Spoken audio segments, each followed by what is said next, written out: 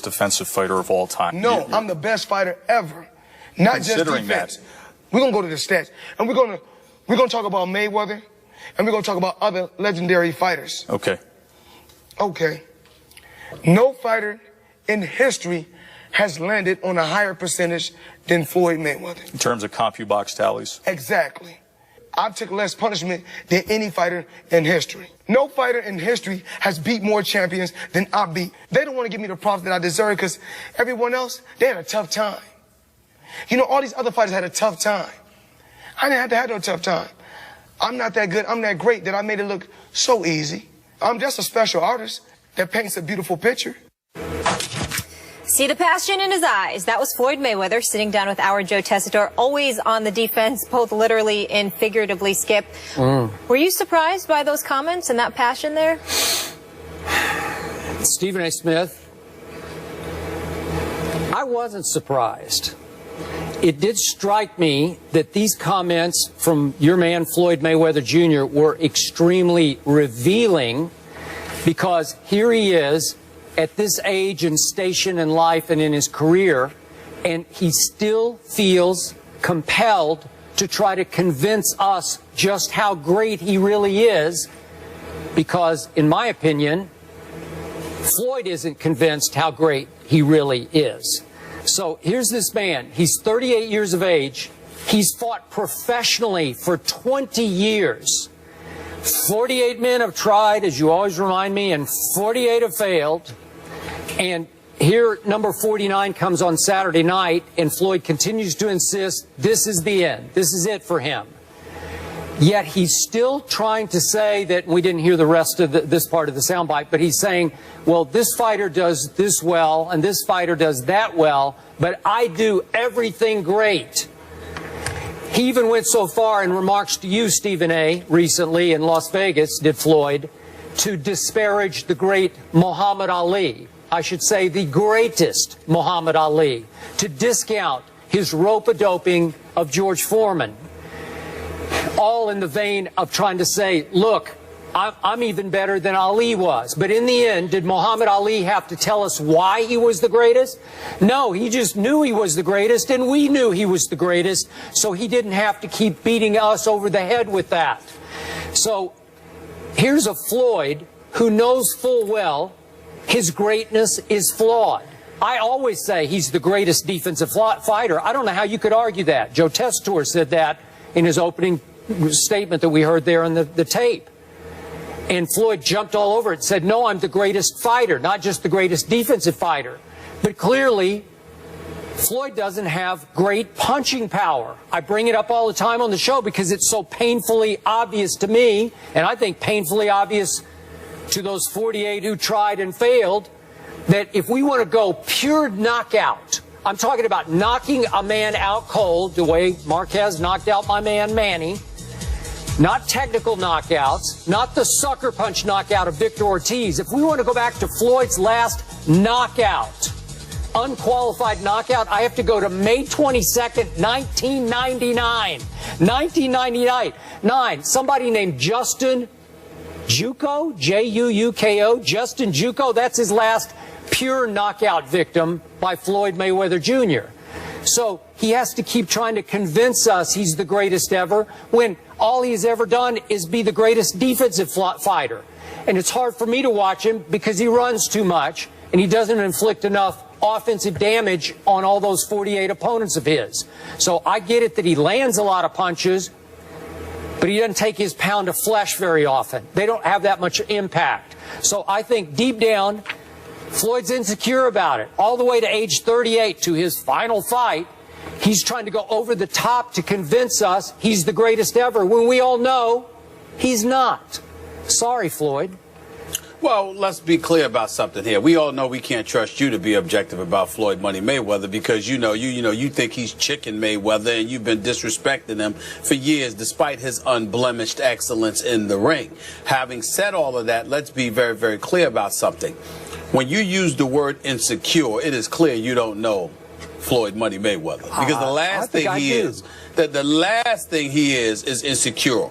As he breaks this down, let's make sure we understand what's coming along here. First of all, he did beat Ricky Hatton. That was a TKO as opposed to a KO. I understand that.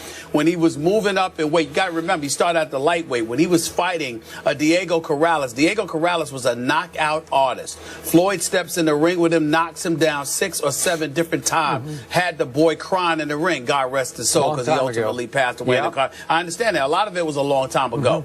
But he beat an Oscar De La Hoya. He beat a Sugar Shane Mosley. He beat a Canelo Alvarez. He was young. He beat a Miguel Cotto. He beat a whole bunch of guys. What I'm saying to you is this. Do I believe he's the best in the world ever, rather? No, I do not. He and I have debated about this for years. He and I go back and forth, and it was nice to see him talking to Joe the way that he talks to Joe, because that's how he argues with me about it practically every time we see one another. He firmly believes he's the best because he believes we all don't know boxing. And compared to him, Skip, he's allowed to make that argument, because when you're considered one of the best ever, and I don't think there's any question that he's one of the best ever, then you have a right to question other people's intelligence about the sport you have mastered as a pugilist. So I'm not offended by that. But here's where it comes from. Floyd's belief is that the rest of us are caught up in the guts and glory, the Arturo Gaddis versus the Mickey Wards of the world, the Rocky Balboa fictional character and stuff like that. Floyd believes we're caught up in that. When Floyd brings up Muhammad Ali, he brings up the rope-a-dope. He doesn't bring up the way Ali annihilated so many other opponents prior to Foreman and the Rumble in the Jungle, or even prior to Frazier. He doesn't bring up that stuff. He's caught up in the rope-a-dope. When he thinks about a guy like Marvin Hagler, he thinks about Marvin Hagler knocking Hearns out, but the punches Marvin Hagler took in the first round as well. He thinks about all of those things. So Floyd is the kind of guy who believes this ain't the UFC, this is boxing. The objective is to hit and don't get hit. And who does that better than me? That's what he thinks. That is why he believes he's the best. That is why he brought up the fact that CompuBox numbers strongly favor him, the number of champions that he's beaten, the way that y'all project that somebody's going to walk into the ring and annihilate him and they can't touch him. And he brought up a point that I have made to you, Skip Bayless, personally on many, many occasions. Manny Pacquiao is a huge example, rotator cuff and all. Everyone knows what Floyd's going to do. The reason why the fights have been mega is because at one time after another, we always presume that this next fighter is going to go after Floyd and he's going to be able to take him out. And Floyd continuously makes them look less than ordinary because he's so much of a defensive genius in the ring. That's the argument that he's making. He's saying, y'all were supposed to come. Y'all had one dude after another who was supposed to take me out. And every time they can't, y'all have an excuse. Just give it to me. I'm not giving them the best ever no matter what. But he is one of the best ever.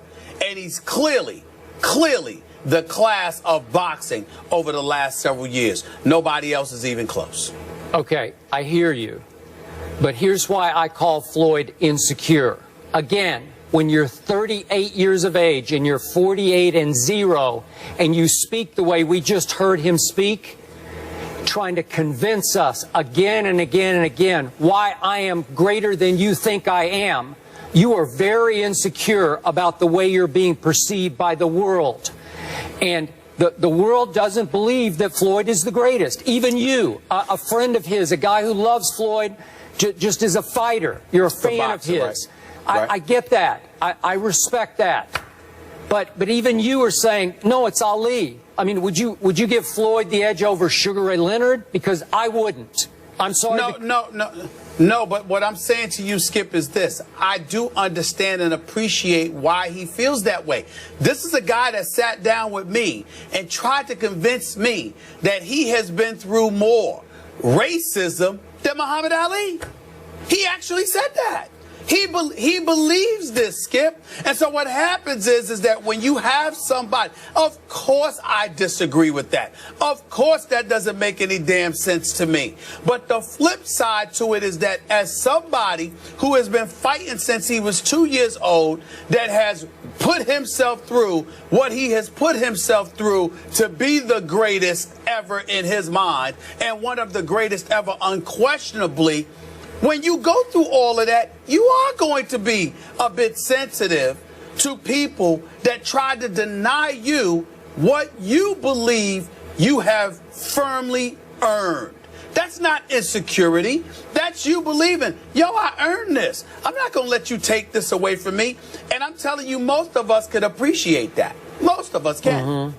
Okay. I mean, everybody, meaning anybody. Okay, final quick point, and I'm going to make a positive point about Floyd here. In a separate interview yesterday, he actually said something positive about my guy Manny Pacquiao. Who knew? He called Manny a, quote, hell of a fighter.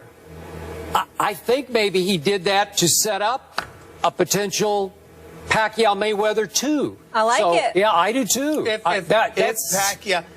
Pacquiao gets on his knees and apologizes for sitting there and trying to wipe away Floyd's legitimate victory over him on May 2nd, perhaps Floyd will be kind enough legitimate to consider victory a rematch. over a one-armed fighter who needed rotator cuff surgery the next day. The next day, he's in the hospital. We don't want to hear that. We don't want to hear that. Oh, we don't want to hear that. Sweep that under the carpet. Oh, no. I'm not saying his rotator cuff wasn't injured. We just questioned when it happened. I believe it happened from all those missed punches. Yeah, that's what I believe happened. That's Manny what I believe will happened. be healthy, and if Floyd gives him a second chance, please, Floyd, I'm on my knees begging you, please, please, please. Manny will win the second fight. A healthy Manny. I thought an unhealthy Manny beat Floyd. I would much rather see Money Mayweather against the winner of Canelo Alvarez versus Miguel Cotto. Yeah, you would. You might be the only man in the world. Well, we will see Mayweather this Saturday when he fights Andre Berto, who's 3-3 in his last 6 fights. Well, a few people will.